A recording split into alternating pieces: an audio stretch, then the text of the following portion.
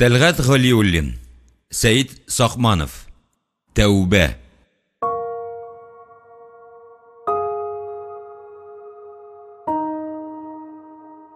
Бірінші бүлік.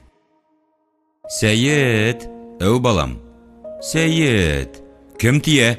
Қайсы мехрибансыз рәнжете? Әйт үзіме, мин аны хәзір қызған табаға бастырам. Яратасыңмы мине? Сың, bu haqda bütün dünya біле. Азатлық радиосынан әйттілер дей бір сайысқан. Шын-шынлапмы? Ну, мин яратқан кебек үзіліпмі? Құмсызланма, Зүлфия. Яратқанымны бұлай да білесің бит инде. Сиңа не керек тағы? Күзгідегі сыныбызға қарап ант ит, Сәйит. Құр'ан тұтып әйте алам, таң қызым. Иркәләнәсе, назланасы келген еш ханымның миңа шақлы йоқлаған хатыннарыңнан артығырақ сөясыңмы? Мәңгегә бергә булырга вәгъдә суыша аласыңмы кебек, әллә ниткән сорауларны тезәсе килеп теле кышытса да, үзен вакытында тыйып кала алды. Авыл тәрбиясендә үскән кешедә шама хисе җиңде. Артык бәйләнсәң, нарат шәйре кебек ябышсаң, куып чыгарырга да күп алмас. Талканы кыры күренә дип, сүзне икенчегә күчерде. Яратканы сулы шалуыннан, йөрәге тибешеннән үк сизелеп тора ләбаса. Зүлфия аккыш муеныдай аппак ялангаш беләкләрен юрган астыннан чыгарып, ике кулы белән киң агач ятакның башына тотынып, рәхәтләнеп сузылды, кан күзәнәкләрен уятып җибәрде. Бала имезмәгән хатын-кызны бизи торган, өлгергән ире алмадай тыгыз, очлы күкрәкләре иреккә калкып чыкты. Ак куян башы кебек йомры җилкәләре ачылды. Ялангаш ир ханымны иркәли, сөя башлады. Шуны гына көткәндәй Зүлфия буш сүз көрәштерүдән туктады, ирдән ингән куәткә буйсынып, аның ягына борылды. Бит очларына куе алсулык типте, борын яфраклары узыштан кайткан атныкы төсле киңәеп китте. Бөтен гәүдәсе җил тараткан йомшак тал мамыгыдай сәгадәт бәхет эчендә иреде. Хуҗасына буйсынмас хәлгә килде. Мәхәббәтнең сихри кышаларны җәннәт упкынына сирәде. Менә алар тышкы мөхит белән алыш-бирешне үзеп, телефонга якын килмичә, ишекне ачмыйча, бер кая чыкмыйча, 5 көн, 5 төн ирекле зиндан рәхәте кичерәләр. Янында шалкан яткан тыгыз гәүдәле ир өчен үзенең кем булуын Зүлфия тәгаен әйтә алмый. Хатынымы, яраткан сөяркәсеме, урамда электергән шираттагы юанышымы? Күпме яшәтер икән уланы Сталин заманында салынган биек түшәмле, киң тәрәзәле иркен фатирында. Без монда медовый атнабызны уздырырбыз. Аннан соң рәсмиләнешкәч, Ходаның амин дигән вакытына туры килсә, сәяхәткә чыгып китәрбез. Синең туган авылыңамы, чит илгәме күз күрер, дигән иде Сәйит беренче зифаф кичендә. Вакытның шулай аккан судай тиз үтүенә ышанмый иде Зүлфия әлегә чаклы. Санаулы, серле, бәхетле көннәр ишле гаиләнең сандык төбендәге тәгаме кебек тиз сызыла икән шул. Еллар үткән саен язлар җитми, төннәр кими дип язган икән бер шагыйрь. Тикмәгә түгелдер, үзе дә шуны кичергәндер. Сәйите бүген гадәттәгедән кырысрак күренә. Зүлфия туйдыра башладымы, әллә башка нәрсә, тормыш мәшәкатьләре күңелен тырнымы? Белмәссең. Ир йөрәге төпсез кое диләр. Хуҗа тәбәнәк караваттан төште. Аякны суырып ала торган калын келәмгә басты. Аның гәүдәсен Зүлфия күз карашы белән сыйпап алды. Киң җилкәсе туп шикелле өреп тутырылган булмаса да, килешле бүлтәйгән беләге, алга чыгып торган күкрәге, муен тирәсендәге вак җыерчыклары, кырау иңә башлаган кыңгырт чәче, барысы да аңа якын һәм газиз икән. Иреннәре янындагы сызыкларның кайнар тәмен тойгандай булды хәтта. Зүлфиянең күзләрен йылтыратып, ярым яшертен күзәтеп ятуын сизеп, Сәйит уялгандай итте. Кырсагына шап-шап суккалап алды. Якланмыйча түзә алмады. Ябыктыргансың абзаңны, таң кызы. Булай ук ярамас иде. Тегесе шаяртуны үзенчә аңлап, Сәйитнең җилкәсенә килеп сыланды. Ә үзе ират мәңгегә шулай балашага булып кала торгандыр инде дип уйлап алды. Сиңа әллә бер нәрсә кирәкме, хуштан мәшем? Көзгегә кара әле. Biz bir-biribizгә охшаганбыз икән. Иреннәр, ияк, чәчләр дисеңме? Сәйит олы көзгегә күз ташлап, ике арада бер нинди тышкы охшашлык тапмаса да, ризалашты. Кызның чәчләренә, үтә күренмәле кызгылт колагына өргән булды. Рәхәт иде аңа. Халык менә шундый мизгелләрдә мәңге сагынмаслык булып карап каласы иде дип үрсәләнеп җырлагандыр да инде. Күзләр дә? Юк, матурым, синең күзләр яшел, минеке корыч соры. Минеке күгелҗем яшел, синеке соры күгелҗем дип үзенекен итте ханым. Зөлфиюшка, син дальтоникме әллә? Дөресен әйт әле, ят кеше юк монда. Нәрсә дигән сүз була инде ул? Нигә үртисең мине? Борын заманда Дальтон дигән химик яшәгән. Бик акыллы, хикмәтле бабай булган, күп ачышлар ясаган. Шул исәптән төсләрне кушып, яңадан-яңа синең йөрәгең кебек шуар бизәкләр, буяулар тапкан. Соңыннан гына ачылган. Тормышта ул кызыл төсне сарыдан, яшелне зәңгәрдән айырмаган.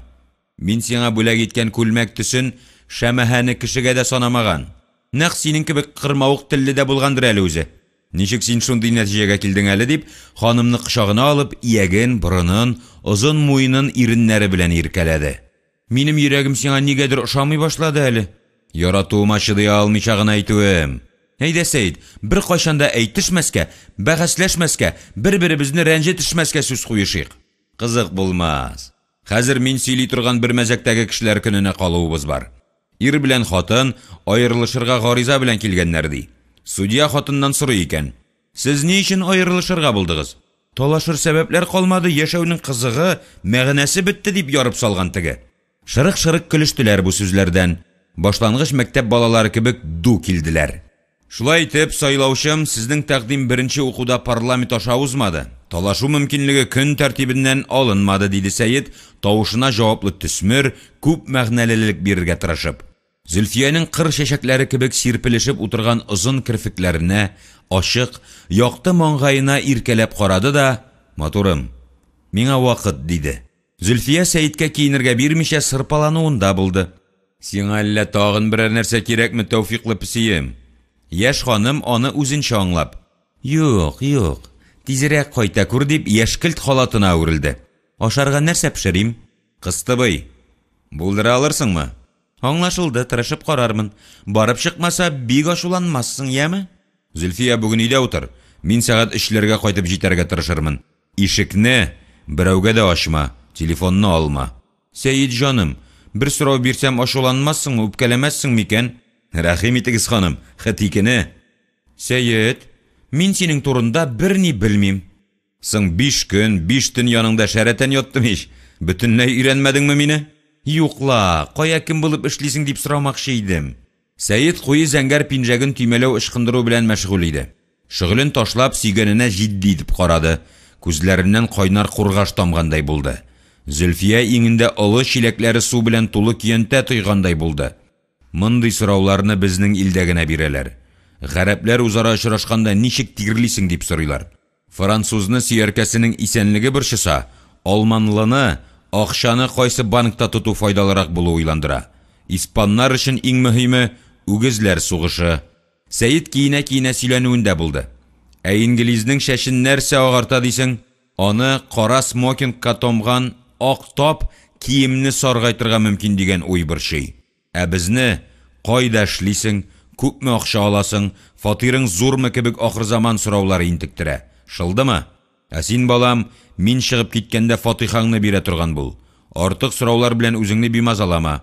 Зөлфияны кочагына алып өстәде. Кеше күп белүдән иртә картая. Ә мин синең мәңге яшь калуыңны телим. Сәйид йөртүчесен машинаны күрше яртына куярга өйрәткән иде. Гавамны борчымас өчен. Акрын гына шунда юл алды. Ә күз алдында һаман Зөлфия. Аның белән танышуы маҗаралы романнардагы кебек көтелмәгәнчә һәм шул ук вакытта бик гадәти булды. Язмыш дигәннәре шулдыр инде. Арты як-ягы кара пыялалы машинасында җитди очрашудан кайтып барышы Сәйиднең. Шоферын алмаган иде. Асылма күпер астыннан чыгып, акрын гына троллейбус, язучы Батулла әйтмешли, терәлеп бас тукталышын узды. Һава рәхәтен тоеп, сәрхүшләнеп йөрергә вакыты булмаган кешеләргә оялшан, тыныш кояш сихәтле тәэсир ясый, кәефне, рухны күтәреп җибәрә. Көз яхшы килде быел. Җәй буе кыйган тәмсез яңгырдан соң урнашкан әбиләр чуагы бурышын түләгәндәй матур, ямьле көннәрне шактый бүләк итте. Иртәдән үк кәефе әгълә иде Сәйиднең. Эш гөрләп барып, акча күктән яумаса да, дөнья бетереп зарланырлык нигездә юк. Ә менә уйлап бетерәсе, юнәлешен табасы, хәл итәсе мәсьәләләр баштан ашкан. Үзгә җирдә тынычлык табып булмый. Салмак кына җыр агыла. Салават Фәтхетдиновның сөт өсте кебек куе, ягымлы тавышы йөрәкне, җанны тынычландыра. Татар моңы үзенчә шул. Бер халыкны да кабатламый. Як-якка күзәтеп йөрергә яратмаса да, өстенә төймәләре каптырылмаган озын плащ кигән, кулына шактый олы сумка тоткан кызга күзе төште. Җилкәсеннән узган коңгырт чәчләрен җил талкый, як-якка карана, урынында сикеренә, буш кулын күтәреп төшереп ала. Каядыр соңга калганы, машина туктатырга ымсынганы күренеп тора. Юлда таныш булмаган кешене утыртмаска дигән кагыйдәне катгый үтәгән Сәйид тормозга басканын сизми дә калды. Ашыкма әле, абзый, тукта әле син. Артка бир. Әнә теге кызны утыртабызмы? Мискинкәй каядыр бик ашыга. Нинди кайгы хәсрәт иртә икән адәм баласын, белешик әле. Гомере буе ялгызы яшәгән авыл карчыгы кебек сөйләнә-сөйләнә, Сәйид машинасын артка чигерде. Шул арада эштән яхшы күрсәткән пыялы аша кызның төс, озын аякларын, тимерче ушы киңлегендәге генә кара итәген, ак блузкасын шәйләп өлгерде. Йомры тез башында кояш нурлары сикерешкәндәй булды. Ашның күзе икмәктә, тукның күзе итәктә димәле халык мәкале. Сәйид борылып арткы ишекне ачты. Теләсәгез утырыгыз, каядыр ашыгасыз булса кирәк. Кызга уйланып торга вакыт калмаган иде бугай. Әүвәл арыслан тирисе төсле буй-буй сызыклы чүпрәк сумкасын утыргычка куйды.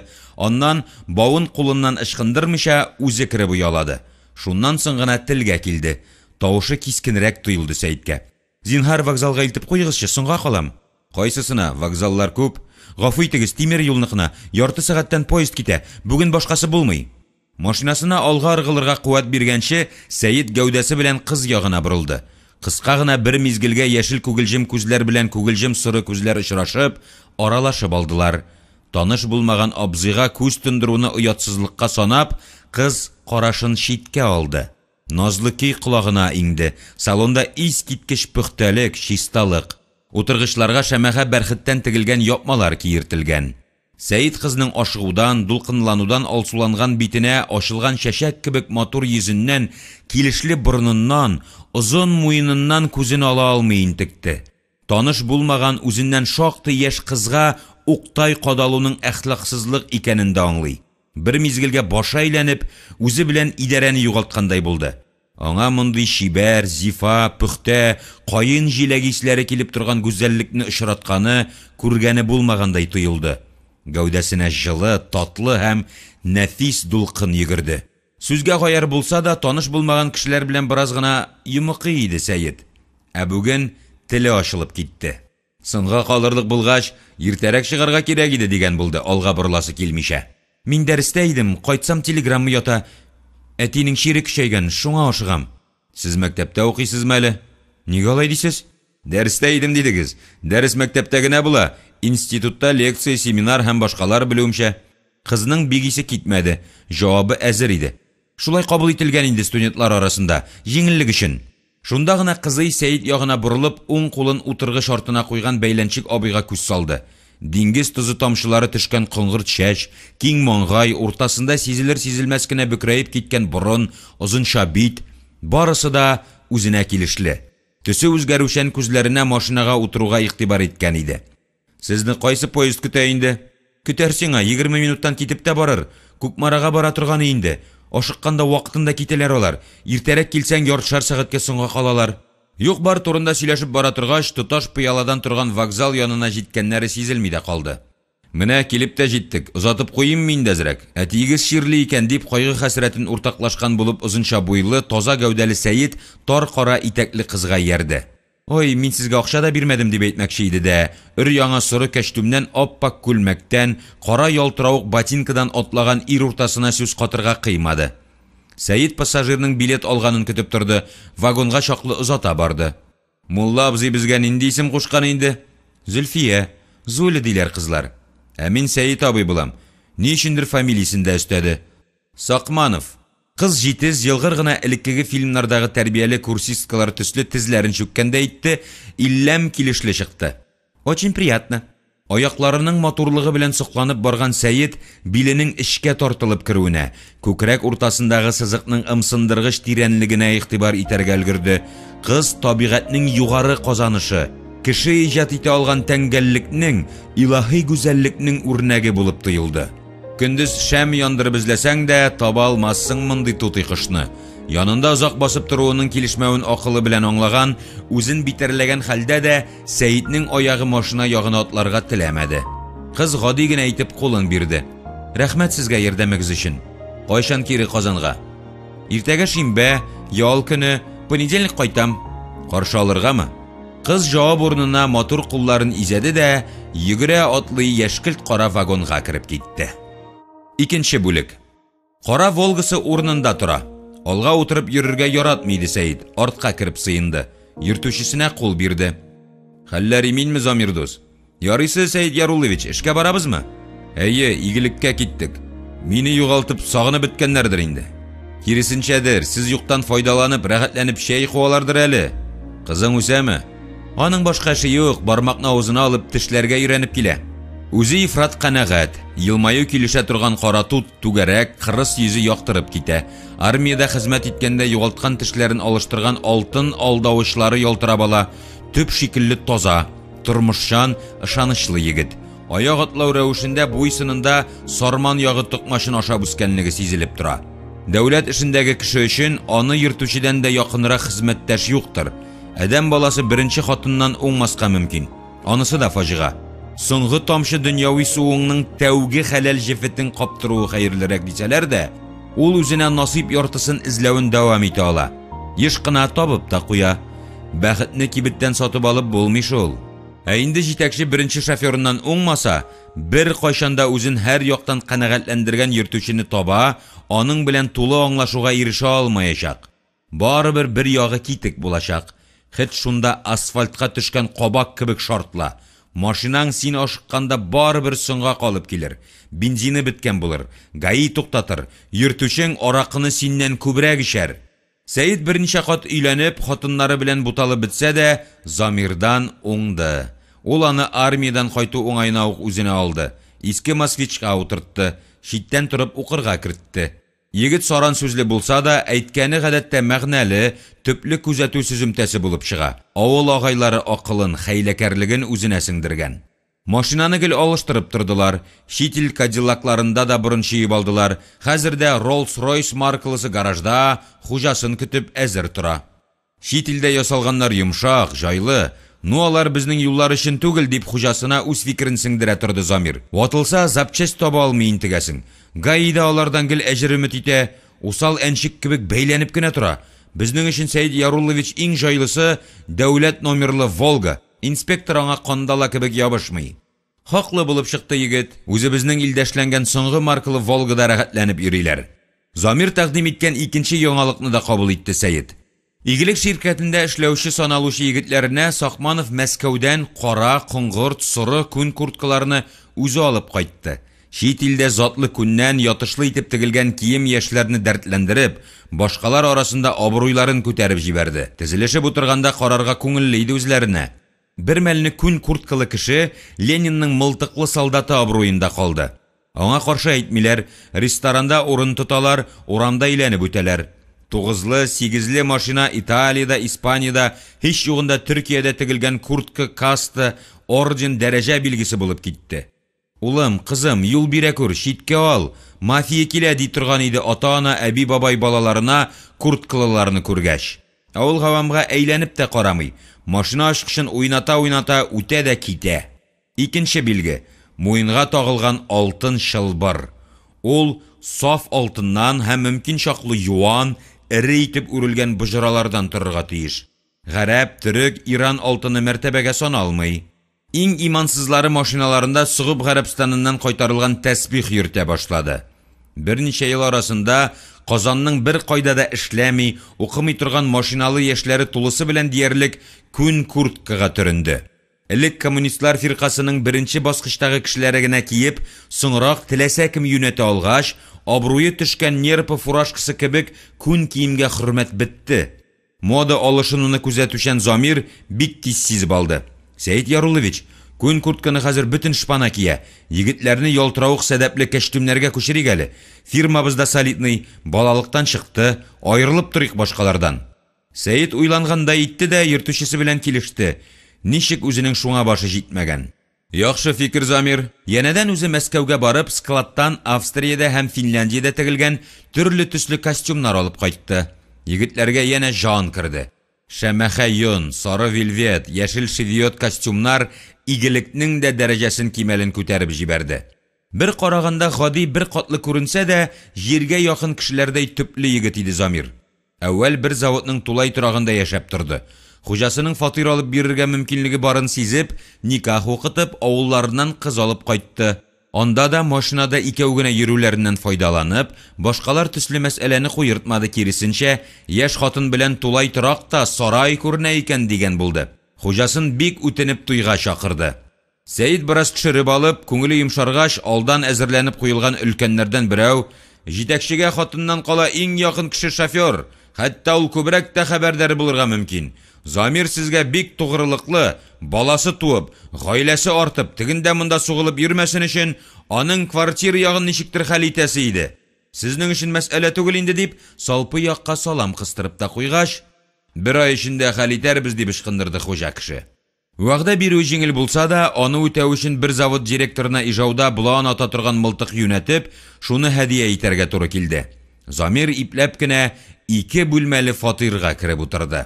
Тормыш өчен иң мөһим үрне алгач, Замир тагын да рәхмәтле булып, бирелеп хезмәт итә башлады. Бер кем белән дә артык аралашмый. Эштә аның дусты да, сердәше дә, машинасы. Яхшы гадәткә адәм баласын өйрәтеп кенә булмый икән. Ул тумыштан килә, ата-ана сөте белән керә. Замир хуҗасының төрле вакытларын, битләре кара янып, иреннәре канга баткан рәвешләрен, сирәк булса да лаякыл исерек шакларында күрде. Эшеннән ах итсә дә, бер кайшанда артыгын кызыксынмады, төпшенмәде, сорамаганда киңәшен бирмәде. Сәйит Яруллович кәефе килеп сөйләшүне кирәк тапса, шулай әйе шул Кара Синаны кебек гомуми сүзләр киртәсеннән чыкмады. Хуҗасына артык бирелгән, машинасына өстән әмер булмыйча бер кемне дә якын китермәгән утыртмаган өчен, аңа мундир дигән кушамат тактылар.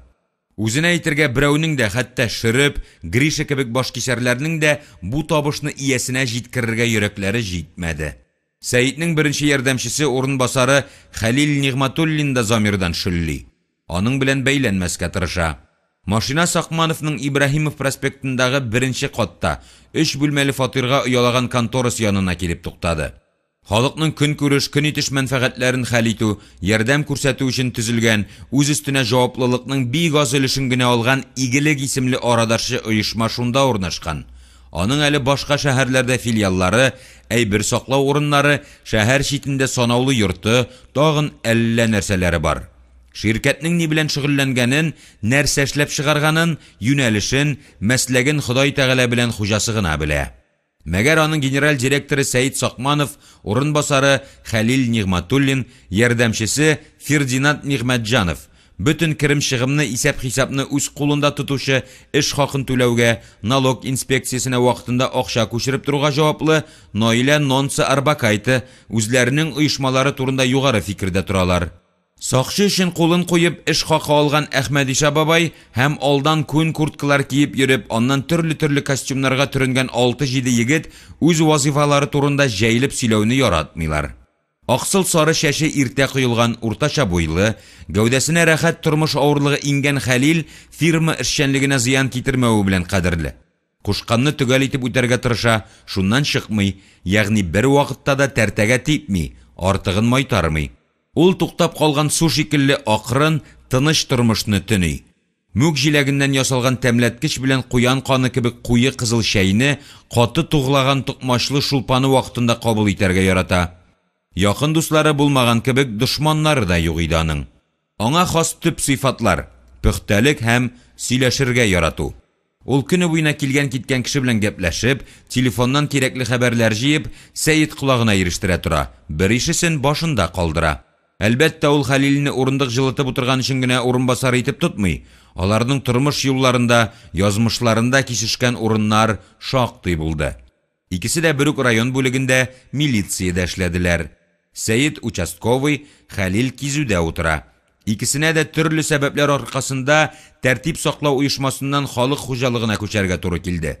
Сәйетнең үз сәбәбе, Габделхәлилнең үз сире бар иде.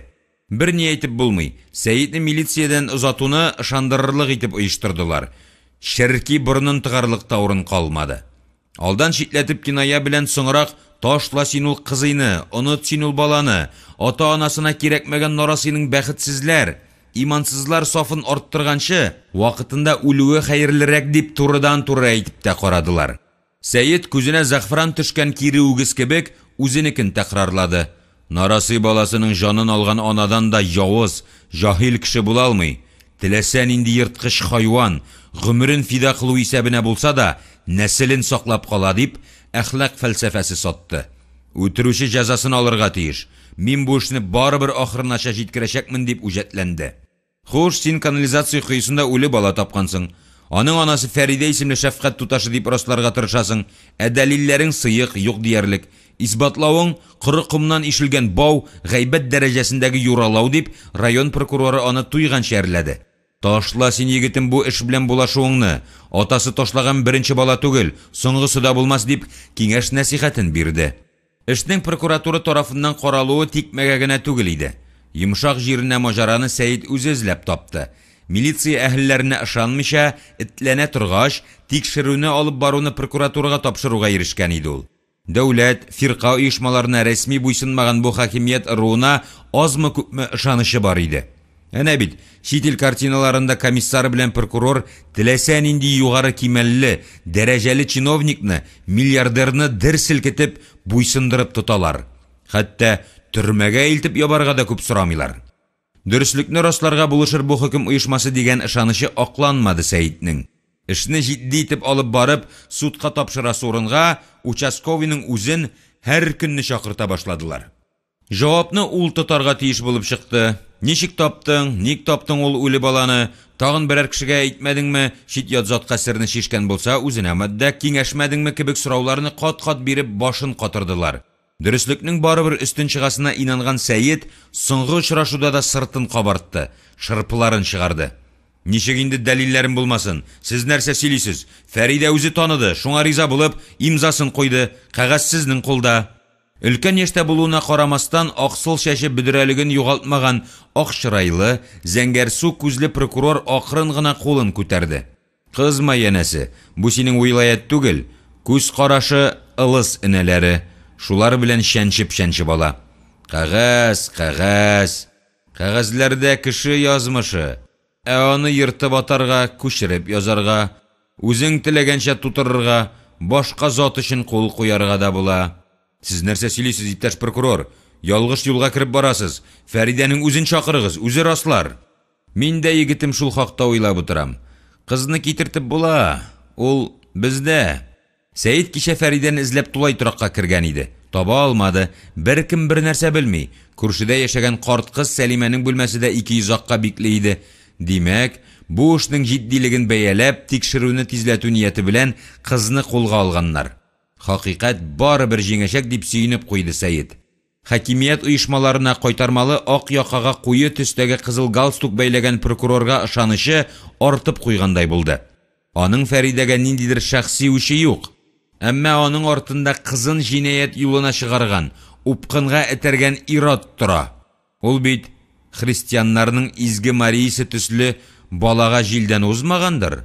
Авылдан килеп, медучилище тамамлап, республиканың иң олы шифаханәсендә эшлигенә башлаган кызны кемдер юлдан яздырган, файдаланган, рәхәтен күргән, аннары ташлаган, сабыена кул салу юлына этәргән. Бала Фәридәгә бигрәк тә кемсәгәдер кирәкми. Тормыш тәҗрибәсе булмаган, ышанучан кызны башка бер җан иясен үтерү юлына этәргән өчен менә шул билгесез адәмне җәзага тартасы килә. Күсәкнең юан башы барыбер шомырт күзле, кара озын чәчле Фәридәгә эләгәсен дә белә ул. Теге кабахәтне фаш итәсе иде. Һәр кем үзенә тиешлесен алыр дип ышанды Сәйет ихластан. Сергей Александрович Фәридә Мутыйгуллинага багышланган папкасы өстендә яткан күзлеген кулына алды. Уйланып, колакка элә торган бөкре башның сөягешен авызына капты. Тынычландыра бу алым. Кызны китереп була, ул бездә. Тик Мутыйгуллина баладан да, менә бу аңлатмадагы имзасыннан да баш тарта. Кырт чаккандай урындыгыннан сикереп торды Сәйит. Ничек инде ул баш тарта? Мин бит аның белән кат-кат сөйләштем. Шаһитым да бар. Участковыйның хисси бушануына, туарылуына игътибар итмичә прокурор сорауга сөаль белән җавап бирде. Кем ул? Мондый нечкә мәсьәләдә шаһит була аламы икән? Белмим тагын. Күршесе Сәлимә, аның күрсәтмәләре шул ук папкада. Прокурор алдында яткан эшне актарган булды. Бер кагазны кулына алды. Тикшереп карамакчы идек. Хатынны таба алмадык. Тулай торактан киткән, пропискадан да төшкән. Хәзер аның кайсы якка юл тотканын бер үзе генә белә. Алла булса, тагын ул белә булыр. Сыңан эзләп табып була ич. Егетем, килде-китте тилемиле шаһитларны түгел, авыр җинаят кылган бәндәләрне эзләрлек көче бездә юк. Ул хәтлесе генә сезгә дә мәгълүмдер дип уйлыйм. Сәйит Йомгакның эше югала баруны, аңа каршы торган кешеләрнең өлгеррәк булуын, эшне олыдан алып баруларын сизенде. Сәлимәне куркытыпмы, түләпме кемдер юлдан алган. Фәридәне яшьлеге, матурлыгы, пөхтә киенүе, машинада кайтып төшкәләү өчен яратмый иде утырып калган 45 яшьлек кыз. Шәхси дошманы дәрәҗәсендә күрә алмый иде җилбәзәкне. Хәзер ул да юк. Сул як калак сөяге асты шән шешеп куйды. Әйтерсең лә энә белән кадап алдылар. Ничәмә районда прокурор булып эшләгән, меңнәрчә катлаулы җинаятләрне тикшергән, ашкан, фаш иткән, дистәләрчә кешеләрне төрмәгә озаткан Сергей Александрович участковыйның тәгаен хаклы булуына Мутыйгуллинаны кылган явызлыгы өчен судка бирергә, утыртырга кирәклеккә һич тә шикләнми. 2-2-4 сыман. Һәммәсе исбатланган, язылган. Сакмановның үҗәтлегендә аңлый, хуплый, хөкем оешмаларына шундый намуслы кешеләр күбрәк булса иде. Ләкин тормыш кешеләр арасындагы мөнәсәбәтләр без уйлаганнан катлаулырак шул. Пычрак су кыйсында табылган үле бала эшенә ул Сакманов теләге, аның язма үтенече буенча алынмады. Атна 10 көнлек аны обкомның хөкем оешмаларын алып баручы бүлегенә чакырдылар. Утны суны кичкән, тәбәнәк буйлы, ышлы борынлы, үткен күзле бүлек мөдире бу мәшәкатьне үз өстенә алуны һәм дөрес нәтиҗә ясауны үтенде. Төлкенең дә төлкесе үзе, өстенә бер ни алмый. Ниндидер Сакманов дигән участковый милиционер үз эше белән шөгыльләнәсе, урам шпаналарын тотасы урынга, канализациядә казынып яңа туган бала тапкан ди. Үле булгандыр инде ул. Үзе үтермәсә, дип киткелдәп көлеп куйды. Бала алдында яткан кичкенә кагызчыкка карап алып, Фәридә Мутыйгуллинаныкы дип бара ди ул. Компетентлы кешеләрнең әйтүенә караганда, минем аларга ышанмаска нигезем һәм хакым юк. Кыз тәртипле, инсафлы. Хаталанган икән, анысы кемдә булмый. Бирнәле кызда туйда кирәкмәгән ис чыгарырга мөмкин диләрме әле? Мин бу бик хикмәтле эшне үз өстеңә алырсың дип ышанам. Тикшерү ялгыш юлга басмасын өчен тәҗрибәле юристка тапшырырга куштылар. Сергей Александрович үзеннән ни нәрсә таләп ителгәнне аңлады. Бүлек мөдире үзе шөгыльләнгәч, бу Горький Клим Самгинаның баласы гына түгелдер. Фәридәсе дә Катюша Маслова кебек яклаучысыз калмаган бугай. Йөнтәс кул җитәкчелек итә бу эш белән. Кабинет хуҗасы иренендә туган елмаюын җыерчыклы битенә, борнына, күз төпләренә җәеп, күңеллерәк темага күчүне мәслихәт тапты. Сездә тәҗрибәле хезмәткәрләр бармак белән санарлык. Биредә, диде ул алдында яткан кагызлар өеменә ишарә ясап, сезнең иң югары кимәлле юристка, ягъни полковник дәрәҗәсенә Мәскәүгә җибәрүгә әзер документлар ята. Хуҗадан имза алып, мөһер сугып бу көннәрдә озатырга исәп. Бу эш өчен генә түгел, әлбәттә, кадерле Сергей Александрович. Быел республикага нибары 2 урын бирделәр югары дәрәҗәгә. Татарстан квалификацияле сәләтле юристларга ифрат бай булуы белән аерылып тора. Теләүчеләр ялынып, сорап, таләп итеп йөрүче әрсезләр бениһая. Җитәкчелек сезнең кандидатураны хуплады. Тәкъдимне мин керттем. Сергей Александрович сизеп тора. Икенче эш беренчесенең нәтиҗәсеннән үсеп чыгачак. Әлеге юеш эшне япмый торып, аны үстерү турындагы кагаз бер каяда китмәячәк. Һич югында расланмыйча кире әйләнеп кайтачак. Пенсиягә чыгар алдыннан бу йолдыз аңа бик тә кирәк иде. Ул Сакмановны да аңлый. Яшь кешенең үсәсе бар. Үзен бик тәртипле, эшчән, таләпчән участковый диләр. Ләкин бу очракта ул юкка тискәреләнә, юкка киреләнә. Светофорда яшел утның янмаячагын аңламый микән ни бахыр? Прокурор эшке телефоннан каядыр шалтыратты. Миңа Мотыйгуллинаны кертегез. Бүлмә хуҗасы кем беләндер башка телефоннан сөйләшеп алган арада Фәридәне алып керделәр. Кабинетта төп эш өстәле янында Т хәрефе ясап куелган кечкенә өстәл артында Сакмановны күргәч, кыз дерелдәп, калтыранып куйды. Бу очрашуны көтмәгән иде бугай ул. Өстендә өендә кия торган Adidas спорт киеме, аякларында җиңел туфли. Кыз элеккечә матур, гәүдәсе җыйнак, ташып чыгардай зур кара күзләре нарасый, ахыргаcha ышанучан, алданучан. Күз төпләренә кара сызыклары төшеп, яңаклары тартылган булса да, карасу йөзле, тыгыз тәнле Фәридә Агыйдел камышы төзлеген, сылулыгын бала тапкачта югалтмаган. Элеккечә үк шибәр. Бу кабинетта аңа мөнәсәбәтнең хәйрхах икәне исенә төште бугай. Сергей Александрович аның белән аталарча ипләп, йомшак итеп, берәүдән дә куркырга кирәкмәү турында әңгәмә алып барган иде. Гәүдәсен турайтты. Йөзенә тәкәббер бәйсезлек чыгарып, ияген өскәрәк чиеп куйды. Сез танышмы? Диде прокурор кызга каршы яктан урын тәкъдим иткәч. Танышлар, безнең участковый Сакманов бу. Аны кем белми? Тыгылмаган тишеге юк. Сәйит Фәридәнең күз карашын тотса, ханым элеккечә хатасын таныр. Үз баласын ташлаган ана мөселман дине буенча мәңге тәмух утында янашак дип уялткач, элек әйткән сүзләрен кабатлар, хатасын таныр дип уйлап, кызның йөзенә текәлде. Сорауны прокурор үзе бирергә ашыкты. Гражданка Мотыйгуллина, кагазга куелган имза сезнекеме? Фәридә туры төкәнүгә җавап бирмичә. Монда язганнар барысы да ялган. Мин Сакманов баланың синеке икәнен танымасаң, мин башка статья белән башыңны төрмәдә черетәм. Җинаятыңны үзең танысаң, сиңа берәр ел шартлы срок бирелер дә, бетте китте дип мине куркытты. Янады, язарга мәҗбүр итте. Шантаж ясады дип, бер тын белән яттан сөйләгән төсле ярып салды. Сәйит үз колагына, ишеткәннәренә ышанмыйча, сез нәрсә сөйлисез, Мотыйгуллина? Мин сезне бары оялттым, намусыгызга барып җитәргә тырыштым. Үз теләгегез белән яздыгыз дип аңлатырга тырышып карады. Кыз аны тыңларга да теләмәде. Шәпшеде, тузынды, куркытты, янады дип шәррән ярып кычкыра башлады. Бүлмә хуҗасы тамашаның остыртын режиссеры икесен дә тынычланырга чакырды. Кулына каләм алып, сез бу күрсәтмәне үз кулыгыз белән яздыгызмы дип сорады. Әйе? Хәзер алардан баш тартасызмы? Баш тартам. Ни өчен? Әйттем ич инде.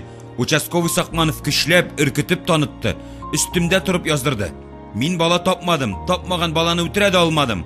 Барысы да ялган, яла, нахак. Аның үзен судка бирергә кирәк.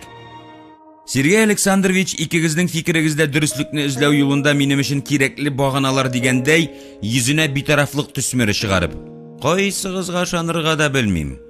Тагын бер тапкыр кабатлагыз икегездә дип, кат-кат сөйләткән, тыңлаган, язган булды. Аның катгый карары фирка бүлеге мөдире бүлмәсендә үк кабул ителгән иде инде. Фәридәне айрым камерада бераз тутарга да, мәсьәләне ябып, чыгарып җибәрергә. Сасытып, буза чыгарып йөрмәсен дип, алдынгы участковый Сакмановны халык хуҗалыгына озатырга. Сәбәбен тапканнар ди бугай инде. Хатыны белән айрылганын, баласын ятим икәнен яшергән икән, эштән куарышын артыгы белән җиткән бу фәтва. Инде Сакмановның турыдан-туры җитәкчесе, элеккеге комсомол узаманы Сәйиткә ашыктан-ашык ярып салды. Моннан соң да сине милициядә эштә калдыру, ыштансыз кешегә эшләпә кидерү, яисә галстук тагу белән бер булыр иде. Совет милициясе хезмәткәре һәр яктан үрнәк өлге, әхлакый тотнаклы, намуслы кеше булырга тиеш. Сәйитнең йөзе үлгәннән соң эленә торган рәсемгә охшап калса да, сер бирмәскә тырышты. Ул һаман да җиһанда явызлар һәм аны яратмаган кешеләр булуга ышанмый иде әле. 6 елга якын гомерен Сәйит милициядә хезмәткә әрәм итте. Участковый булып, яратып, җанын тәнен биреп башкарды үз вазифаларын. Хатыны белән аерылышкач, аның бөтен сөенече, шатлыгы үз төбәгендә тәртип урнаштыру булды. Элеккеге хәрбилек, кыйты пышмакларны әйләнеп үтә белмәү, турылык аның карьерасына нокта куйды. Үз баласын үтерүче хатынны эзләп тапканы, хөкемгә тартырга тәкъдим иткәне, хәтта шуны үтәү өчен сугышып йөрүе, шул юлда өстә утыручылар белән әшелешле булуы өчен аны яратмадылар. Вак мәсьәләләрдә тискәрлек күрсәткән өчен милициядән чыгарып ташладылар. Ул югалып калды. Аны бит тыныч тормышта, гадәти яшәештә көн итүгә бөтенләй әзерләмәгәннәр икән. Ярый әле Хәлил коткарды. Аларның Сиам игезәкләре кебек аерылгысыз дуслар булып китүенең үз тарихы бар. Өлкән лейтенант Хәлил Нигъматуллинны да хукук оешмасыннан үз теләгеннән башка улактырдылар. Усал телләргә шансаң, алар Хәлил хакында мондый гайбәтне яратып тараттылар. Янәсе, милициядә эшләүеннән файдаланып, ул бер кыз үстереп ятучы укытучы ханымны юлдан яздырган. Шул ук мәктәптә завуч булып эшләүче ире аларны саклап торып, кызык хәлдә тотуга ирешкән. Бик күп ирләр шикелле башын жүләргә салып, бер ни булмагандай аяк киеме туздырып йөрисе урынга җанжал, тавыш күтәрә. Нәтиҗә аның файдасына чыкмый. Тасма телле Хәлил күбрәк ошап куйган булса кирәк. Жанлы, җылы итеп ышандырып сөйли белә. Ханым гаиләсен ташлап, карт буйдакка ябышып чыга. Мөселман тәрбиясе алган ире бу хурлыкка түзә алмыйча асылыны бүлә. Гаилә бәхетен җимергән, упкынга этәргән өчен барысы да Хәлилне дәррәү сүксәләр дә, аны хөкемгә тартып булмый. Элмәкне муенга ул кидермәгән. Үз гомеренә нокта кую һәр кемнең шәхси, бу очракта намус эше дип аңлатты Хәлил үзенә килеп бәйләнүчеләргә. Ул елларда коммунистик әхлак кагыйдәләре гади кешеләргә нисбәттән бик катгый үтәлә иде. Нигъматуллинга да иң башындагы 3 йолдыз белән саубуллашырга туры килә. Аның каравы хатынлы һәм кызлы булып кала әрсез ир. Хәзер 2 кыз үстерә. Җае чыккан саен икенче кыз малай куеп куйган мин инде, авызы борыны аяк атлаулары, тавышы дисеңме? Һәммәсе миңа охшаган, минем копия дип масаеп алырга ярата. Мактанырлык рәтең булганда форсатны ышкындырырга ярамый ди Хәлил. Җылы сүзне күршең әйткәнне көтеп ятсаң, ишетмичә теге дөньяга ышкынуың бар. Гаделсез хаятны, тәртипсез яшәешне, нурсыз җәмгыятьне каһәрләп, адашкан ялгыз атакас кебек каңгырап, булак урамы буйлап атлаганда, милициядән элегрәк куылган Хәлил җиңеннән тотты. Күзләре ут, бармаклары балалайка кыллары, элеккедән дә җанлы, хәрәкәтчән. Әйтерсең лә, нәкъ менә Сәйитне эзләп чыкканда, шулай тиз очратуына сөйнеп бетә алмый. Сәлам, Сәйит, хәлләр ничек? Аллага шөкер. Эшсезлекнең рәхәтен тоеп яшим. Гарык булганчы асфальт таптым. Малай, мин дә киттем бит Ментовкадан. Нишләп?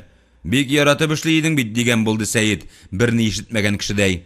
Минем ярату гына аз булды шул, малай. Мине яратучылар да табылырга тиеш иде. Мәхәббәт взаимны булса гына кадерле дип ишеткән идем яшь чакта. Дөресен әйткәндә, перспективасын тапмадым. Артым белән җир сөрсәм дә, миңа капитаннан артыгын бирмәячәкләр. Үзең беләсең, махсус белемем юк. Арттан төртүче Нима. Эшкә урнаштыңмы әле? Хәлил җавап урынына үзе сорау тондырды. Ә син? Юк, киткәндә биргән пособиемне күшәп ятам, сыер кебек. Киттек минем янга. Үземә как раз напарник эзләп йөрмеш идем. Мине кайларга шкаласың дип белик инде. Ресторанга? Анда йөрерлек акчам юк. Аракы шәргә чакырмыйм мин сине, эшкә. Мин андагы ыспай публикага түгел, үзем ашарлык ризык та пешерә белмим. Миннән нинди пешекче чыксын. Хәлил аның аңламый торуына пырдымсызланып ярып салды. Ишек төбендә торырга, швейцар булып, шын исеме Вышибалы. Шаяртма инде. Без синең белән шүплеккә чыгарып ташланган тутыккан калайлар түгел ич. Шөһрәтле вә данлыклы совет милициясе сафында атлаган кешеләр. Уят. Безне шактый кеше таный, хурлыгын кая куярсың.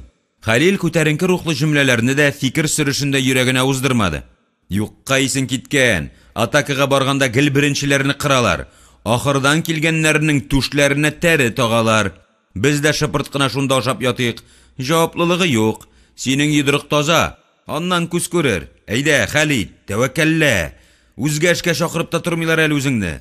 Теге мескен укытучы хатынны да шулай вәгъдәләрне үрмә күчтәй үреп, үзе белән йокларга күндергәндер әле шайтан дип уйлап алды да, бишарадан ничара дигәндәй, күнде, ризалашты. Швейцарның дәрәҗәсе, абруе совет чорында гына төште. Элек ул купшы хәрби киемнән басып торган, кунакларны үрә катып каршы алган, ата каз канаты кебек як-якка салынып төшкән мыекларына сокланып, аңа кайбер генераллар да ирексездән честь биргән. Бу һөнәрнең кыйммәтен кире кайтару буенча социалистик йөкләмәләр алырга тиешбез. Ягъни мәсәлән, һәр көнне 5 алкашны ишектән исән имин, әмма типкәләп узатырга. Акча түләмичә шылу ягын караган 2 әрәм тамакны тотарга, көн аралаш яңа официантка белән йокларга, пышмак читендәге өстәлдә кеше хатыны белән пысып утырган начальствога үзеңнең аны күргәнеңне, таныганыңны ипләп кенә сиздерергә, аннан берәр үтенеч белән барырга, һәм башкалар. Соңгысы ярамый, ирләрчә булмый дип киреләнгәндә әйтә Сәйид. Тыштан юк барга тел шумартучы балагур күренсә дә, Хәлил үз җаен белә. Тиешлесен ышкындыра торган кеше түгел иде. Каударланма, Сәйид, безнең урамга да бәйрәм килер. Шигәләремдәге кан тамырларын аягымның шәнти бармагы белән сизеп торам. Килер ул көн. Әүвәл бик түбән галифе шалбар киеп йөргән кеше өчен хурлыклы, оят эш күренсә дә, ахыры игелекле, нәтиҗәле булды. Аларның көне көткәннән тизрәк килде. Сәйид белән Хәлилнең ресторан ишек төбен саклауларын гына көтеп торгандай, Горбачев Рәсәй халкының гасырлар дәвамында күңел юанышы, төп нигъмәте булган аракыга каршы уңышсыз һәм нәтиҗәсез көрәш башлап җибәрде. Бәяне давыл вакытындагы диңгез дулкыннарыдай сикертте. Карапта укышып барган гавамның булай да гәриб, зәгыйф зиһенен котышкыч чиратлар, талоннар белән бута бетерде. Җәмгыятьнең байга һәм ярлыга бүленә башлавы хәмер тирәсендәге уйнаштан, миһербансыз сату алу котырынуы тудырган гаделсезлектән башланды. Аракыны эшләп чыгаручылар, озатучылар, арадашчылар һәм инде сатучылар күктән ингән, бушлай килгән акчаны кая куярга, ничекләр туздырырга, кайларга яшерергә белмичә тамам иза чигеп котырындылар. Имшәкне авызларында әүләүчеләр турында әйтәсе дә юк. Хәтта Сәйид белән Хәлил кебек әрвахларга да бүрек белән киңәшеп яши башлагач, шактый төшемеләкте.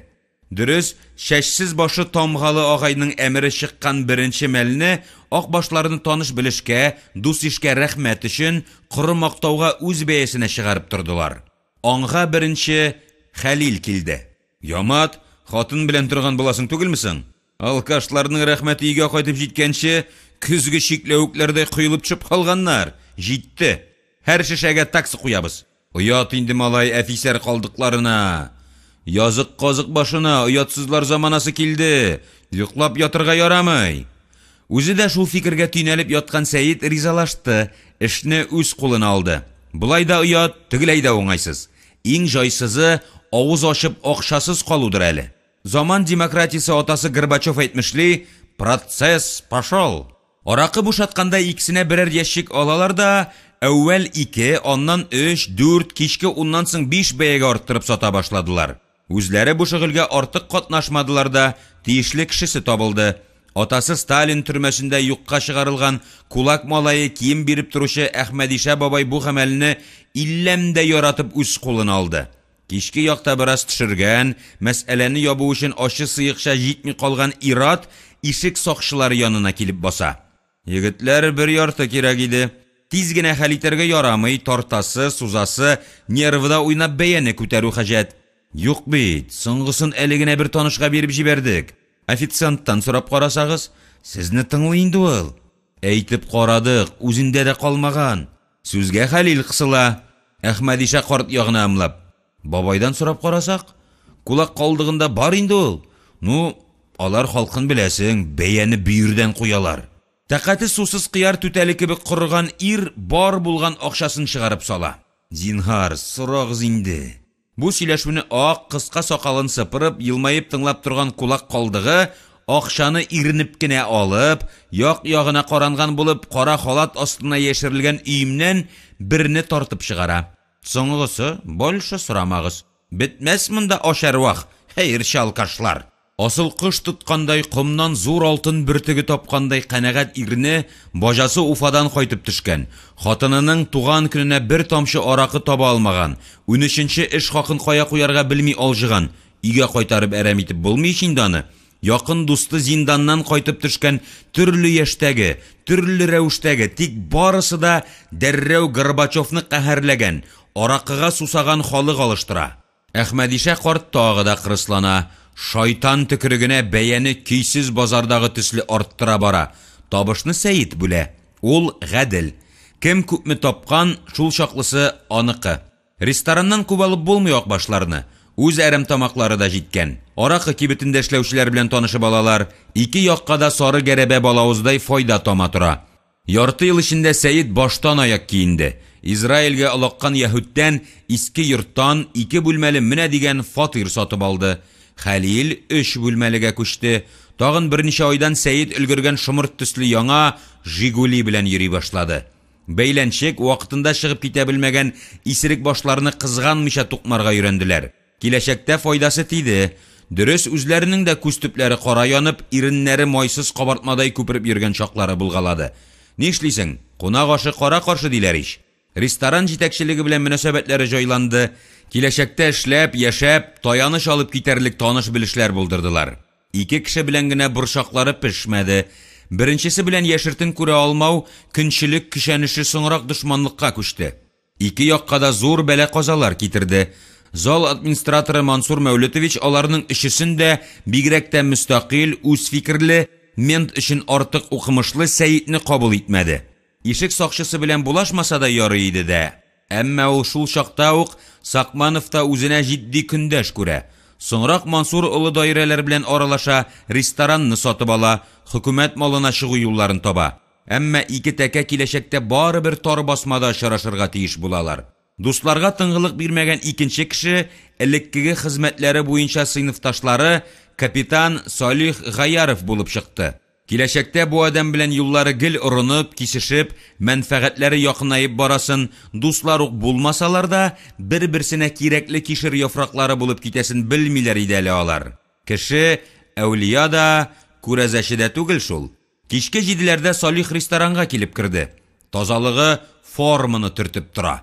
Сәлам, егетләр, сезнең эш объекты миндә, яратырга тәкъдим итәм, дип шаяртканда итте. Танышып торуга кадерле вакытын әрәм итмичә, мәсьәләне хәл итү юлына чыкты капитан. Бер ярты алып чык әле, диде тәбәнәгрәк буйлы Хәлилгә. Шешәне алып, ипләп кенә кесәсенә шудырды да, тишек кесәгә салырлык рәхмәт тә итмичә, көзге караңгылыкка чыгып та югалды. Алдагы көннәрдә ул үзенә кирәкле шешә соннарын арттыра барды. Янәсе шулай булган, һәм тиеш тә. Сезнең бердән-бер хуҗагыз мин. Абзагыз белән дус яшәү сезләр өчен оҗмахка керү белән бер дип тә ышкындыргалады. Түзде дә Сәйит шыгарыннан чыкты. Күтәрелеп бәрелде. Иптәш, бездә әндери казнасы юк, акчаны түли торган булыйк. Үз шәхесенә нисбәтән мондый илтифатсызлыкны көтмәгән иде Салих. Кызыл сарылы күзләрен тасырайтып, егетнең өстенә китте. Явыз итеп ысылдап алды. Син кем белән сөйләшкәнеңне беләсеңме? Беләм, гадәти бер мент, көнбатышта флик диләр. Караңгы эшләрегезне беләм, мин сезне яклап, саклап килә идем. Булайга киткәч бетте башыгыз, муеныгыз гына тырпаеп калыр. Өстенлеген раслау нияте белән елмаерга тырышып карады, барып чыкмады. Үзе дә бер кадәр югалып калган иде. Ломга каршы балта чыкты. Ышкын моннан яхшы чыкты. Без үзебездә участковыйның наждаг алмый торган тиресеннән ясалган малайлар. Тәртибен беләбез дөньяның. Сәйитнең тавышы сүрән, әмма тәэсирле иде. Каяндыр тирәннән, җир астыннан килгәндәй чыкты. Туачак җитәкче егәрлеге астан бәреп тора. Хәлил исә ул чыгып киткәч чын-чынлап туарылды. Кара син аны кәнтәйне ни кыланган була? Үзенә күрә генә түгел, исебез китә бик урам себеркесенә. Син аны урынына дөрес утырттың. Тик артыңа борылып күрсәтәсе иде үзенә. Сабын куыгына ашуы килеп, ирлек сыйфатларың белән мактанып алырга яратасың бит. Сиңа да ярый иде дип Сәйит мәсьәләне япты. Буш сүз көрәштерүне туктатты. Янгынны сүндергәннән соң су күтәреп килүчеләре дә, батырлары да ишәя диләр. Шул көннән Салих көймәдәге ике ахирәтне, аларның турлыклы сакчысы Әхмәдишә картны күрә алмас булды. Хәер, кинәсе озакка бармады. Ярты бәясенә машина сатып җибәргәч, Гаяров Сәйитнең якын киңәшчесе түшәме булып китте. Егетләргә ресторан бусагасы тормышы белән җылы саубуллашып, үзгә көн итеш юлына чыгу сәгате җиткән иде. 3нче бүлек. Хәлил гадәтенчә эш урынында иде. Эш урыны дигәне бик артлы кәнәфидән, берничә урындыктан, сейф белән ике яклы тартмалы кара өстәлдән торган бүлмә булыр. Хуҗасы аны каморка дип йөртә. Күзлеге урынында ул аны салмый диярлек. Күзлек кешене маймылдан айырып торучы тамга ди Хәлил. 4 күзлелек мәҗбүриятенә зыялылык төсмере бирергә тырышып. Җылы, ипле бүлмәнең борылмалы йомшак урындыгында утыру өчен яратылган диярсең үзен. Милициядә җил яңгыр, кар буран астында уздырган ресторанда көне буена аяк өсте басып торып, тиеннәр санап этләшкән заманалар иншалла артта калды. Нигъматуллин хәзер дәрәҗәле, абруйлы шәхес. Игелек ширкәте генераль директорының орынбасары ул хәзер. Үзенең вазифаларын тәгаен күз алдына китерә алмаса да, телефонга авызын куеп, озак итеп, тәмләп сөйләшүгә тиз өйрәнде Хәлил. Ул әле иписез, баллы чәйсез күпмедер вакытка түзә ала. Ә менә җәһәннәм читендә утырган танышының тавышын җиткерә торган гасыр казанышыннан башка гафу итегез, ул яши алмас иде кебек. Хәзердә бер аягы икенчесенең өстендә, Мальборо сигареты авызында. Күзләре кыңгырт нурларын бүлмәгә сирпеп, иң рәхәт мизгелләр кичергәндәге төсле ачылып ябылып куя. Җирән кирфекләре хуҗаның фикерен хуплап, шап-шып итеп ала. Әгәренки чыбыкның ар ягыннан яманрак хәбәр колакка иңсә, күзләр кара туфлинең ышына кадала. Телефоннан сөйләшкәндә Хәлилне бер генә кешенең бүләргә хакы бар. Булды, дустым, туктат, мин ашыгам, диде кинәт бүлмәгә килеп кергән Сәйид. Хәлил трубканың калтырауышларын кулы белән каплый. Мөһим сөйләшү абзый, хәзер. Андый сүзне креслода мәрткә китеп алып бармыйлар. Хатын-кыз белән сөйләшәсеңдер әле. Аз гына көтегез. Сәйид юри тавышын күтәребрәк дәвам итә. Телефон иркәң сүз сөйләшү, ыңгырашу өчен уйлап табылмаган Попов бабаң тарафыннан. Аның максаты эшкә ярдәм итү, аралаштыру. Телефоннан матур апалардан 3 сорауга гына җавап аласы. Кайда, кайчан, күпме? Соңрак шалтыратырмын, шеф килде дип бик үкенеп, гаҗизләнеп, ярдәмче сөйләшүне үзәргә мәҗбүр була. Кечкенә йөнтәс куллар белән битен уып ала. Күпме вакытка бушый аласың диюеңме? Акчага сөешү фахишәлеккә керә. Безгә ул дәрәҗәгә төшәргә ярамый. Чын-чынлап үпкәләгән булып, шәшсез маңгаен сыйпап ала, авызын турсайта. Күпме дигән сүзне ничә мәгънәсендә аңласың?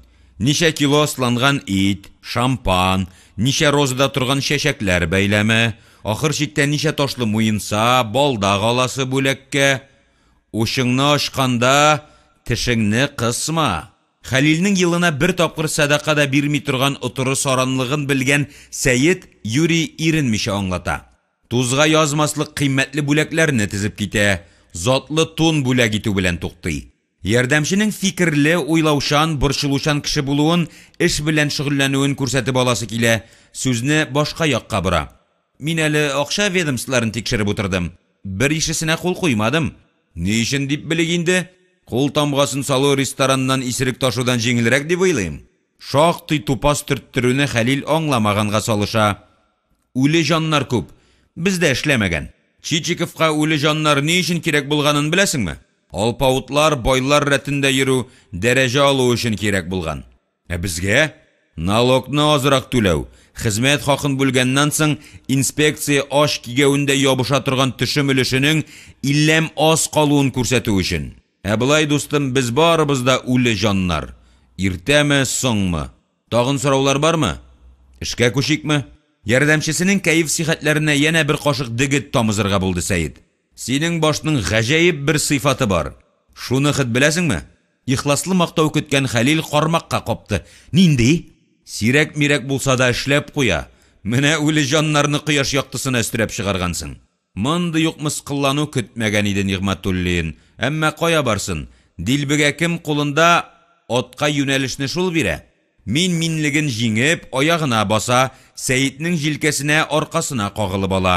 Шул киң аркадан, тыгыз муеннан башка үзенең эше буш клиндер, таяксыз нуль икәнен аңларлык кына сиземләү сәләте бар иде аңарда.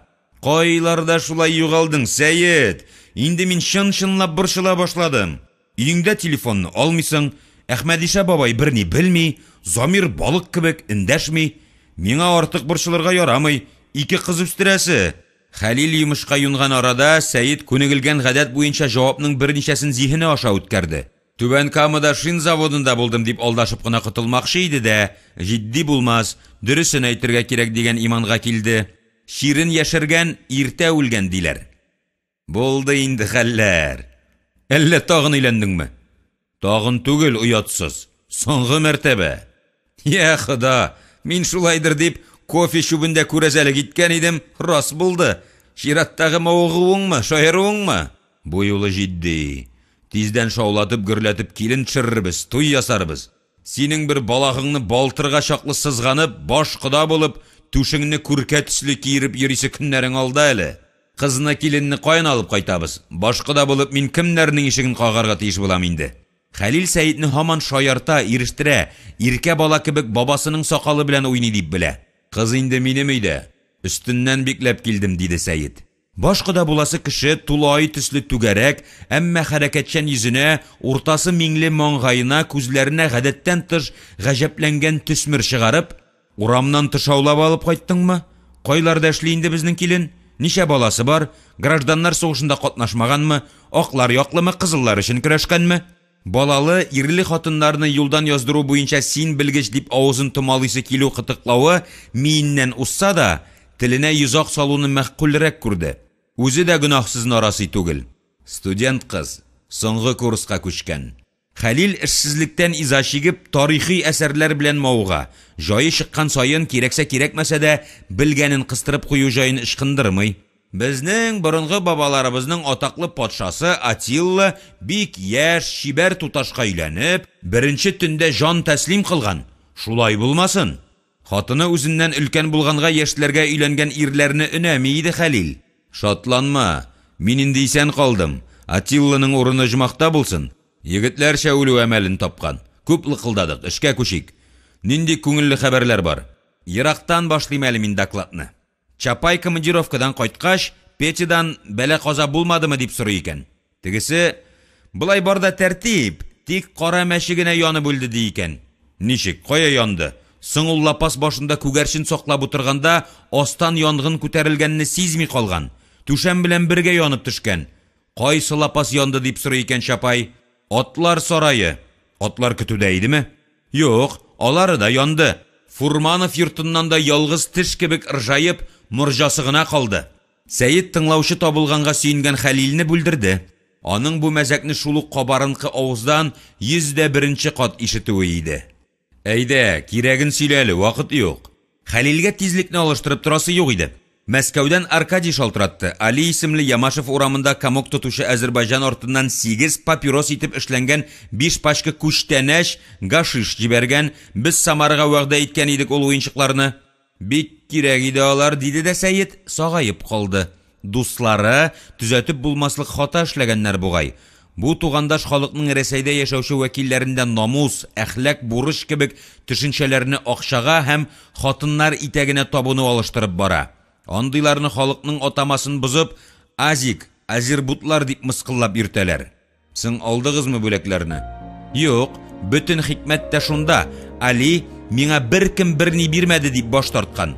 Берничә егетне җибәргән идем, тегеләр бик күпләп җыелганнар, буш кул белән кайттылар. Син ни әйтәсең инде? Җаваплылыкны үз өстенә алырга яратмый иде Хәлил иптәш. Сәйитнең нә бүген күңелсез хәлләр белән вакланасы, ызгышасы, талашасы килми. Уйларга вакыт бир. Телефоннан әйтермен дип, Хәлилнең юеш кулын кысты да урамга чыкты. Сирәк килә торган бәхетле көннәрендә дә юк бар белән шөгыльләнергә туры килә шайтан алгыры. Ә күз алдында сагынычлы мизгелләрнең башы Зөлфия белән кабат очрашу манзарасы тора. 4-нче бүлек. Булды андый хәл. Сәйит бар әрсезлеген теленә төйнәп, каршы алыргамы дип сорый алды. Әтегесе җавап урынына кулын изәп вагонга кирип гаип булды. Рөхсәт бирүеме, саубуллашуы булдымы? Шукраклар телен онытып бара шул. Соңгы вакытта баш аяк белән эшкә чумган Сәйитнең хатын-кыз нәселеннән читләшеп барышы иде. Вакытны күбурлыйлар. Хәзердә сөйләшү бер хәл, ә аны гамәлгә ашыру соңгысы кыенрак икән. Поездны каршы алырга тәгаен төшәсен белгән, башкача булдыра алмасын йөрәге, тән күзәнәкләре белән сизенгән хәлдә дә Сакманов үзен бик нык битәрләде, әрләде, эттән алып эткә салды. Кыз кыркын белән буталып, романтик мәхәббәт дулкынына чумып, хуш исле чәчәкләр күтәреп йөри торган вакыты үткән түгелме соң инде сәрхушның? Үзе белән чагыштырганда бала гына бит әле. Аның кызы белән бер чама булыр. Я Хода, ник туктаттым машинаны? Ник узаттым шул чибәркәйне? Казан каласында беткәнмени шулай поездга соңгаручы ялкаулар? Аларны узатып йөрү синең туры вазифаларыңа керми бугай Сәйит туган дип, үзен өйләгә шаклы тәрбияләде. Әмма шул ук киемнәренә төренеп, я танымас, бу юлы да рульгә үзе утырып, сәгать 3-кә машинасын кызыл кирпечле вокзал янына илтеп бастырды. Поезд сәгать 4-ләрдә киләсе. Бөтенләй диярлек таныш булмаган кызны каршы алырга букет күтәреп төшү тәртәгә сыймый торган нәрсә тоелды.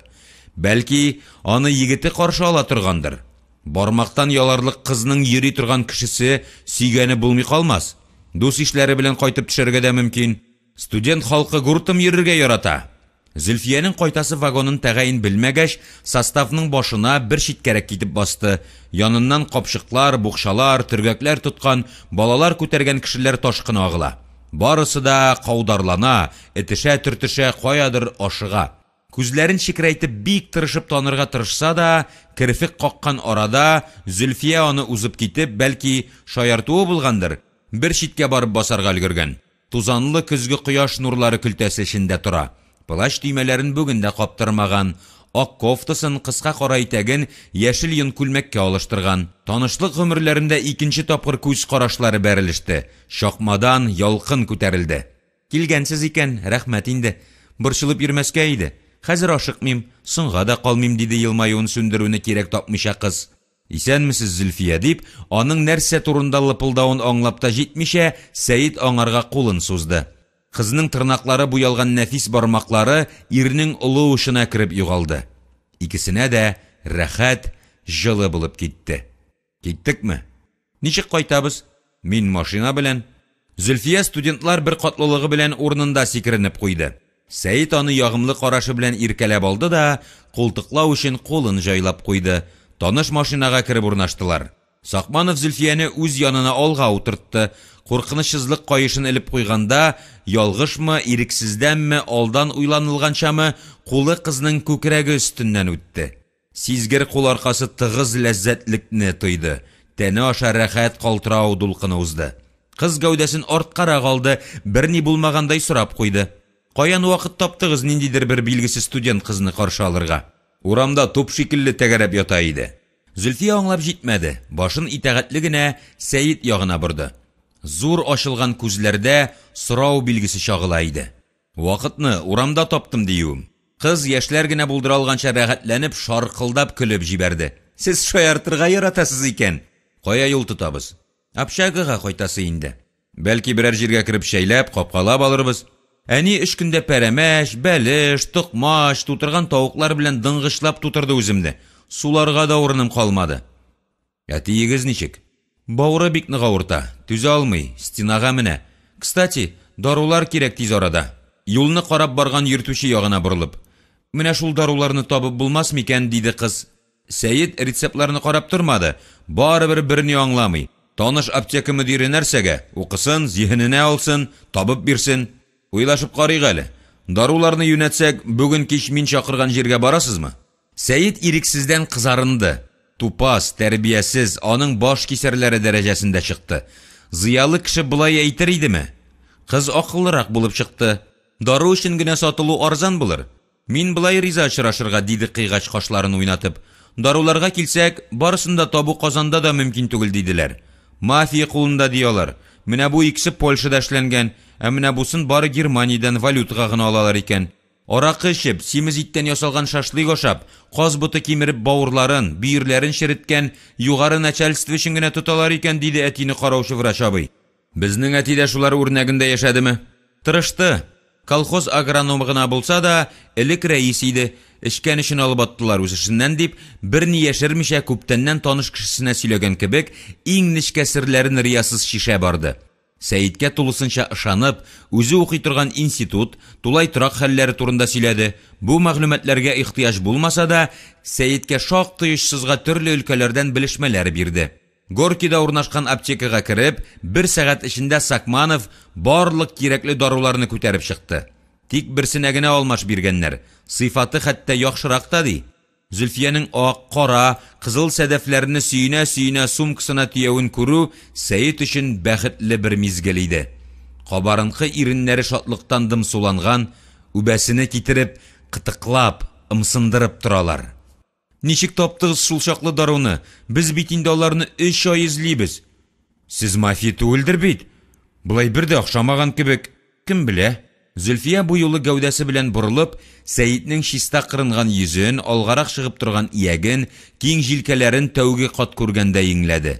Бу карашта инде кызыксыну гына түгел, башка, җитдирәк тойгы да бар иде кебек. Үзенә карата кыздагы үзгәрешне Сәйит тәне, йөрәге, җаны, бәгыре белән тойды.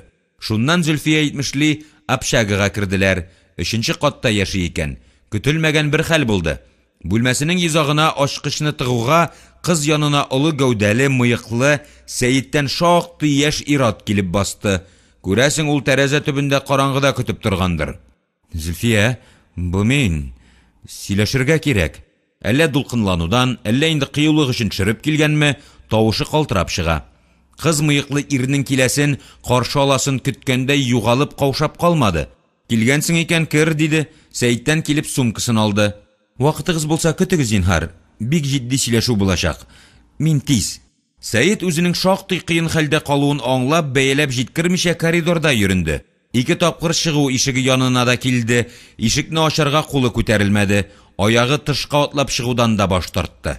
Әлеге ирнең кем икәнен белмәсә дә, сүзнең ни нәрсә турында баруында хәбәрдарлыгы булмаса да, бу очрашуның гадәти күрешү, хәл-әхвәл белешү генә түгел икәнен аңлый. Бәлки бәреп кирергә кирәктер. Яңа танышы ярдәмгә мохтаҗдыр. Сәйит ишеккә якынрак килгән мәлдә Зөлфия кискен нотага күчте. Ишек янында ук торалар бугай. Сүзләре ачык ишетелә, аңлашыла. Мин әйтәсен әйттем, эш узган. Мин кияүгә чыгам, ирем көтә мине. Бу сүзләрдән Сәйиткә ничектер рәхәт булып китте. Зөлфия фикерен тулысынча кабул итү җитди булмаса да, ул үзенең кирәкле кеше икәнен тойды. Беренче булып коридорга уктай атылып кыз чыкты. Каны йөзенә менгән. Ярга ташланган балык төсле еш-еш сулый. Ишектән 3-4 адым гына читтә тораташ булып катып калган Сәйитнең күкрәгенә капланды. Таянышы, ышанышы, яклаучысы барлыкка сөйнеп, сулкылдап, елап җибәрде. Мин сине җәһәннәм читеннән эзләп табармын. Нечестно, дип кычкырына, кочаклашып торган Сәйит белән Зөлфия ягына үтергеч караш ташлап, теге мыеклы адәм чыгу ягына юл алды. Сәйит ирне куып җитәргә талпынган иде, Зөлфия җибәрмәде. Йомшак, нәфис куллары үзенчә шактый көчле иде. Кирәкми, пычранма, кешесе ул түгел. Театр сәхнәсендәге манзараны үзгәрткән төсле, Зөлфия тиз арада үзен кулга алды. Элеккеге ашау байдан, үлем Худайдан дип яшәгән кайгы хәсрәтсез шибәр студент кызга әйләнде дә куйды. Бу күңелсез пычрак вакыйга Зөлфиянең кунакка барырга биргән вәгъдәсенә өстәмә көч бирде. Авыруны аякка бастырган дәва кебек булды. Кичен авылларына кайтырга җыенган кызга даруларны кертеп бирде дә, без балачага түгел, сүздә торабыз дип машинага чыгып утырды. 5 катлы йортның 3нчесенә күтәрелделәр. Сәйит әүвәл авыр тимер, аннан соң вак такта белән матур итеп сырланган агач ишекне ачып, кызны эшкә үткәрде. Авыл өеннән таныш белешләренең хрущевкасыннан тулай торакның 4 тимер карават тезелгән бүлмәсеннән башка нәрсә күрмәгән сала гүзәле итте. Мондый мөгъҗизаны ул кинофильмнар буенча гына күз алдына китерә иде. Сәйит алып кергән фатир искиткеч нечкә зауык белән җиһазланган иде. Беренче бүлмәнең идәненә юеш ком төсендәге ялангач аякны үзенә суырып торган олы келәм җәелгән. Стеналарга ябыштырылган инглиз каплагычлары көннең вакытына, караучының кәефенә карап үзгәрә. Балалар уенчыгы кебек төрле төсләргә керә. Бүлмәне тыгыз, ачык соры тукма белән тышланган юан аяклары бизәкле агачтан эшләнгән диван, 2 тирән кәнәфи, өстенә видеомагнитофон куелган япон телевизоры. Каршы якны кара чикләвек агачыннан эшләнгән стенка, сырлы аяклы түгәрәк өстәл бизи. Икенче бүлмәнең ачык ишегеннән малайларга мәтәлчек атып уйнарга ярарлык иңе буе бер галәмәт зур агач карават күренә. Алгы-арткы өлешләрендә бизәлгән биек алкалары тормаса, аны татарның элеккеге сәкесе дип тә атап булыр иде. Биек, киң тәрәзәләргә тыгыз материалдан тегелгән авыр пәрдә портьерлар эленгән. Бусаганы атлап үтүгә хуҗа озын, көчле кулларын һавадагы бөркет канатларында җәеп, біраз купшарак хәрәкәт ясап, Зөлфия, сез хуҗа бу йортка. Жаныгыз ни тели, шуны эшләгез, ашагыз, эшегез, тәгәрәгез, дип әйтеп салды. Кызның куркынып, сагаеп калуын күреп, артистлануын арттырыбрак җибәрүен сизеп, йомшак кына өстәде. Үтегез. Миннән куркырга нигез юк. Юк, ул ялгышкан булып чыкты. Кыз яңа тирәлеккә, үзгә мөхиткә бик исе китми икән. Үз аягым белән кирдем. Курыксам, монда күтәрелмәгән булыр идем. Кара пыялалы машинада йөргәч, сездән хатын-кыз чебешләр шикелле чыркылдап, як-якка сибелешергә тиеш дип саныйсызмы? Яисә киресенчә? Hiç de alay дип уйламыйм, дия алды кызның шулай төпле, тәфсилле бәясеннән үзе каушап, әсәренеп, хәтта уялып калган Сәйид. Читенсенүемне тормыш тәҗрибәм сезнеке белән чагыштырганда азрак булуы белән аңлатып була. Әлеге күрешүгә нык әзерләнеп, матур-матур җөмләләрне, йомры сүзләрне төйенләп куйган булса да, Сәйид шуларны кыскартырга җай чыгара алмый интекте. Сезгә минем кебек ярлы студент белән аралашу кирәкме икән? Әллә ахиратыгыз ташлап, үзегезне кая куярга белми аптырашта калган халәтегезгә туры килдемме? Юкса мине машинагыз белән вокзалга илтеп куеп, каршы алып, дарулар эзләп йөрүегезне нәрсә белән аңлатып була? Өй хуҗасы әле диванга, әле читтәге шелтәрле урындыкка күчеп утырып, үзен битәрли. Син нәрсә буламык? Шул җилкенчәк сиңа төрттөрә, сүз җибен үзе теләгәнчә үрә. Тот та, мин сиңа беренче күрүдә үк, малайларча, юк, башка сүз кирәктер. Тилеләрчә гашык булдым. 3 көн инде йокым, ашым юк дип ярып сал. Яңагыңа сыласа кан әйләнешең яхшырыр, азрак акыл керер, теләсә кайсы матур аяклы, кыска итәкле артыннан тыркылдамассың урамыты кебек. Ләкин шул акыллы сүзләрне тизәсе урынга башкача җавап бирде. Күптәннән инде берәү белән дә очрашканым юк. Ышансаң ышан. Бака белән кәлтә теле бер ди торган иде минем әби. Барыбер дөресен әйтмәссез дип җавап кайтарды кыз.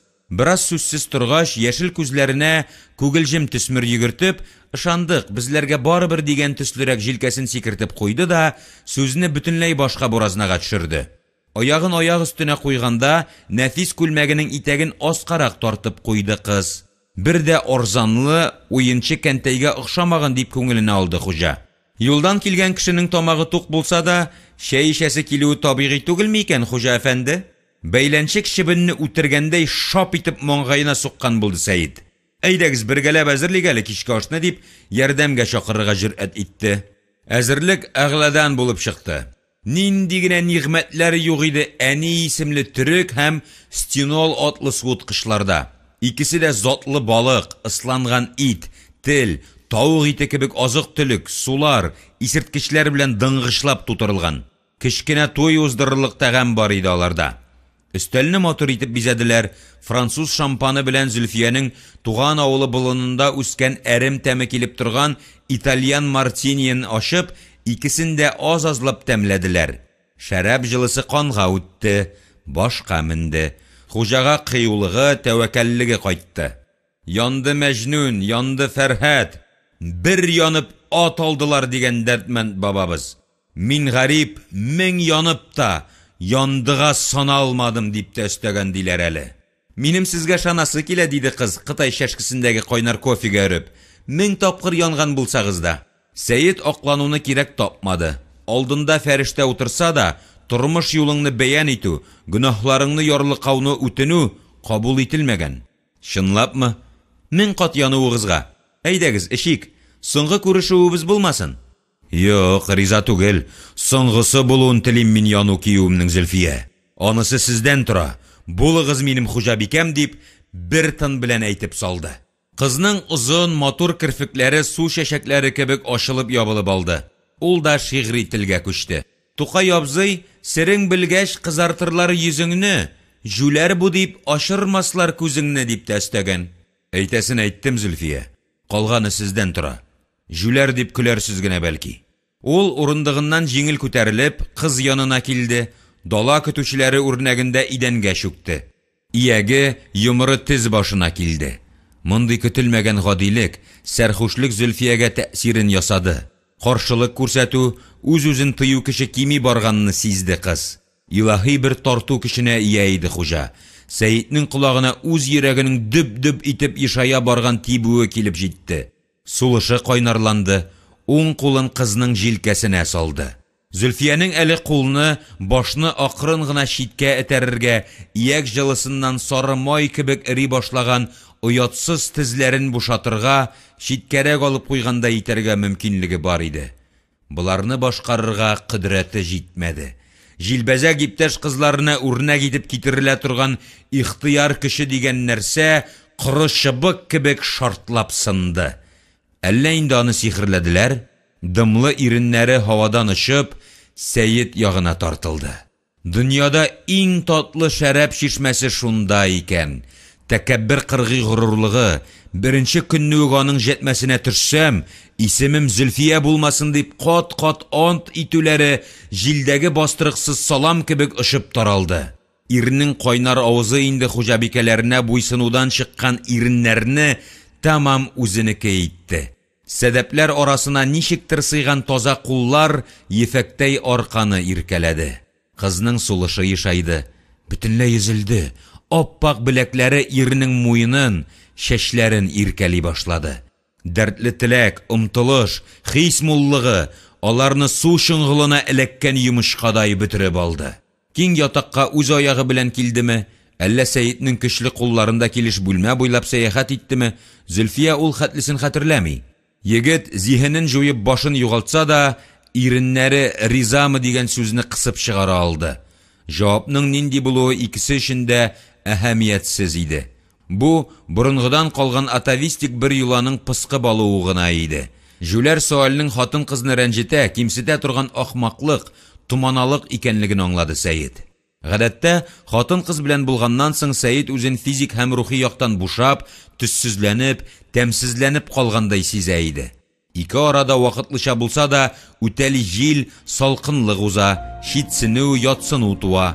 Зөлфия белән якынлыктан соң ул үзендә мондый хис, ару, талу сизмәде. Шуннан соң да аның кайнар дәрте, теләге сүнмәгән, сүрелмәгән иде. Бу ниндидер яңа, үзгә бер мөнәсәбәт иде.